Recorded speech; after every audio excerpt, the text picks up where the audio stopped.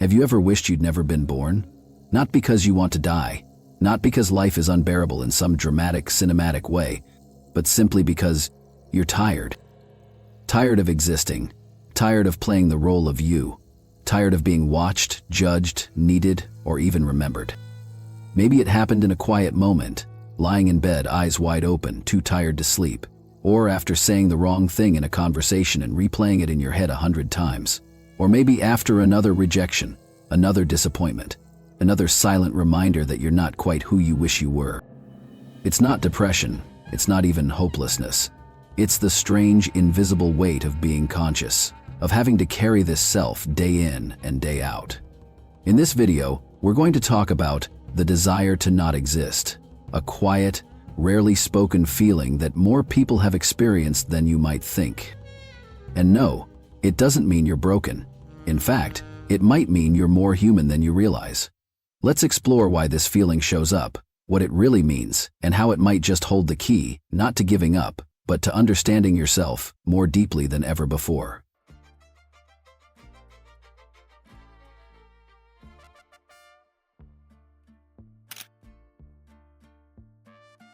But to understand this feeling better, we need to make one thing clear. The desire to not exist isn't the same as wanting to die. It doesn't always come from pain. Sometimes it's just a passing thought, a quiet wish that I could disappear, just for a while. Not die, not hurt anyone, just not be. No memories, no body, no trace. It's not even dramatic. It can be triggered by something small, like saying something awkward in a conversation and replaying it for hours. Or something bigger, like being rejected in a way that makes you feel permanently unwanted.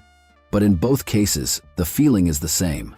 I wish I could melt out of existence, like I'd never been here in the first place. And no, it's not suicidal thinking. That comes with plans, outcomes, pain. This is different. It's a longing for erasure without consequence, a kind of invisible undoing, a hope that I could quietly stop existing, without grief or mess, a craving not for death, but for non-being.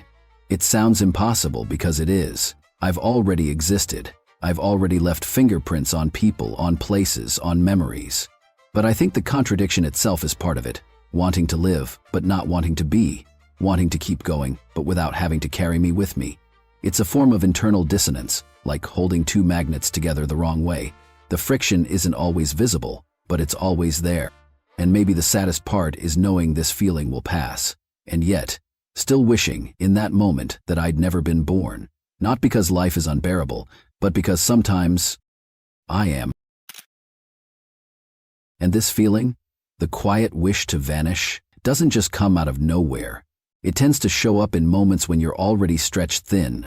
It can arrive during a breakdown after holding everything together for too long, or in the silence after someone you love walks away. Sometimes it creeps in after one too many "you'll be fine" that didn't quite land. Sometimes it's just a small thing, a bad conversation, a long stare in the mirror, a moment where you suddenly feel like you're too much and not enough all at once. Breakups, failures, embarrassment, burnout. These aren't just events, they're weight, and the body keeps score. The strange thing is, even little moments can set it off, not because they're huge, but because they pile up, like dishes in the sink you promised you'd get to.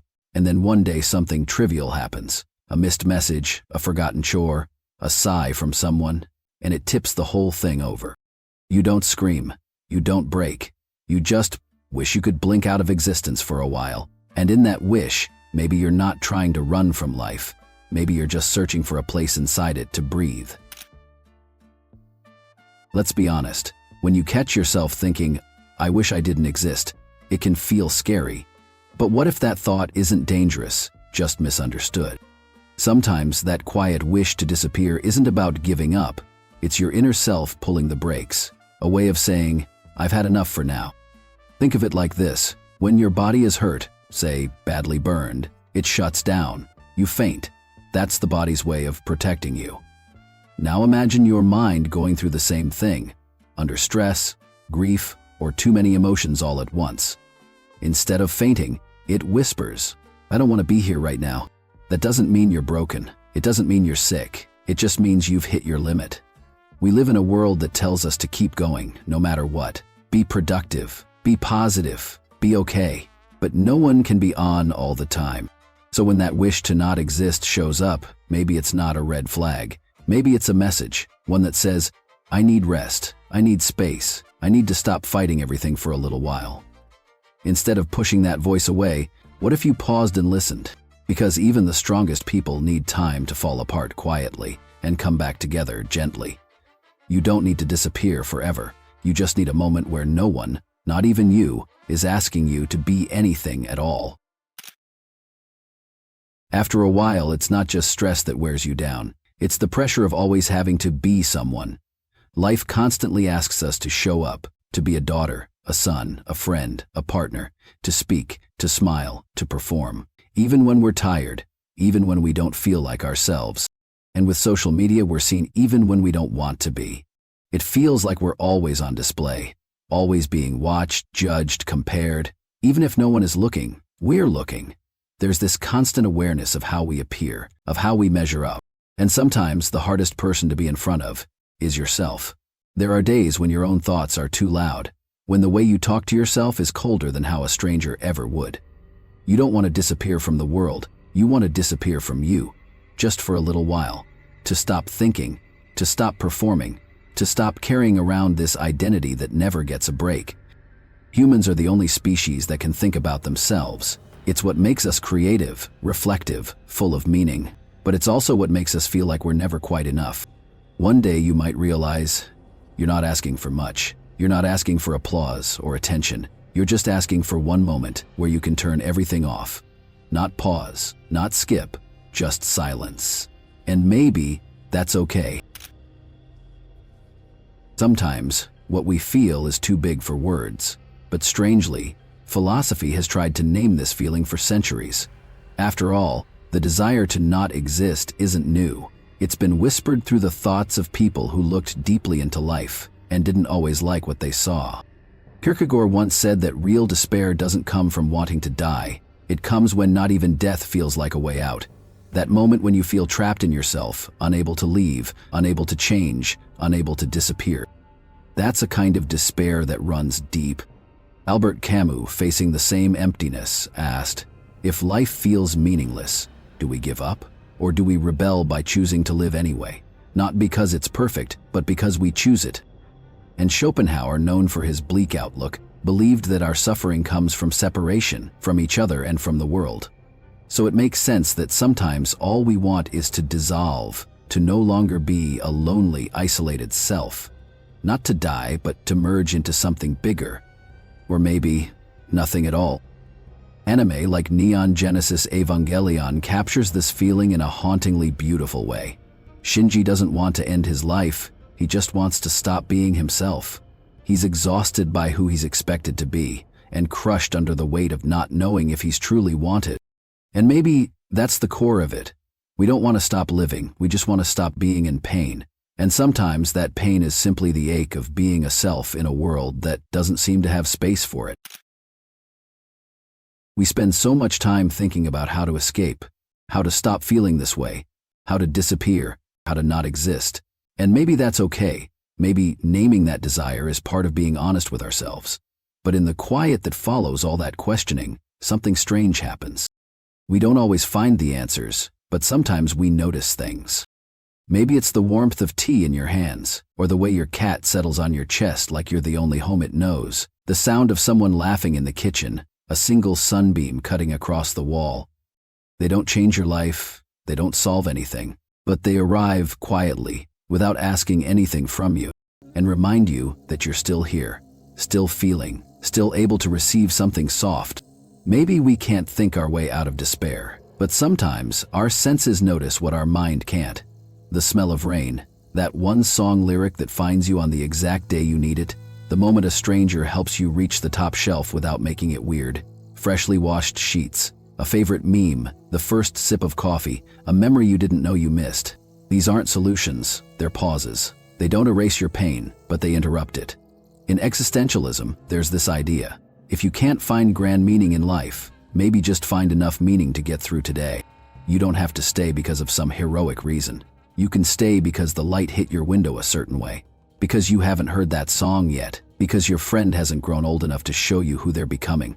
Some days, that's more than enough. Sometimes, those quiet little things, the sunlight in your cup, the cat on your chest, a kind stranger's smile, don't fix everything, but they hold you together long enough for something inside you to soften. They give you a reason to stay, just one more day. And then one morning, without realizing when it changed, the heaviness starts to lift. Not all at once, not with some grand realization, just a quiet noticing, I'm still here. And for the first time in a while, that fact doesn't feel unbearable. I remember coming out of one of my lowest periods with no answers, no triumph, only breath. And oddly, what helped was an anime I never truly understood the first time I watched it, Neon Genesis Evangelion. Rewatching it while I was in pain, I suddenly saw myself in Shinji, not suicidal, just exhausted from having to be someone. His fear, his self-doubt, his wish to dissolve, it all felt familiar. And for the first time in a long time, I felt less alone. That was the beginning of coming back to myself, not because anything magical happened, but because I saw that this feeling, this desire to vanish, doesn't make me broken, it makes me human. And sometimes all we need to make it through is one small thing that meets us in the dark and says, I see you, I felt this too, stay. The desire to not exist feels terrifying when it stays in the dark, but the moment we speak it out loud, we discover something softer. It's far more common than we think, and it's not something to be ashamed of. Most of us just need a safe place to say, I'm tired of being myself right now. We don't need dramatic solutions. We don't need to fix anything. We just need a small pause from carrying our own name, our own thoughts, our own endless awareness. And while we can't undo existence, we can simulate a gentle version of disappearing. Silence, meditation, lying in a dark room with no expectations, breathing without trying to be productive, letting the world exist without us for a few minutes. These are not escapes, they are soft landings, a way for the mind to set its burdens down and pick them up later with steadier hands. Some people try to chase this feeling with alcohol, drugs, distractions, addictions. It's understandable, the urge is human. But those paths punish the body while trying to soothe the mind. There are quieter, kinder exits that let us return whole. And when we come back, slowly, gently, we often return different, not reborn, just less afraid of ourselves.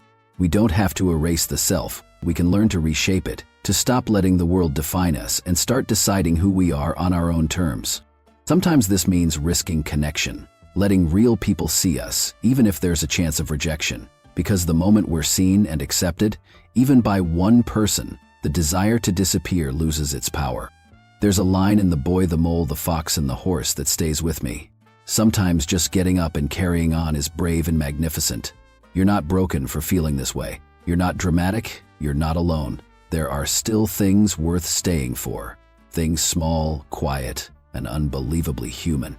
If you've ever felt this desire to pause your existence, to slip out of yourself for a while, you can share your story in the comments if you want. Not to be analyzed, not to be judged, just to be heard by someone who understands what it means to be tired and still be here.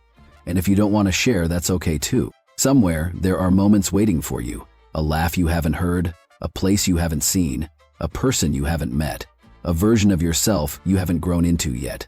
Stay just long enough to find out who that might be.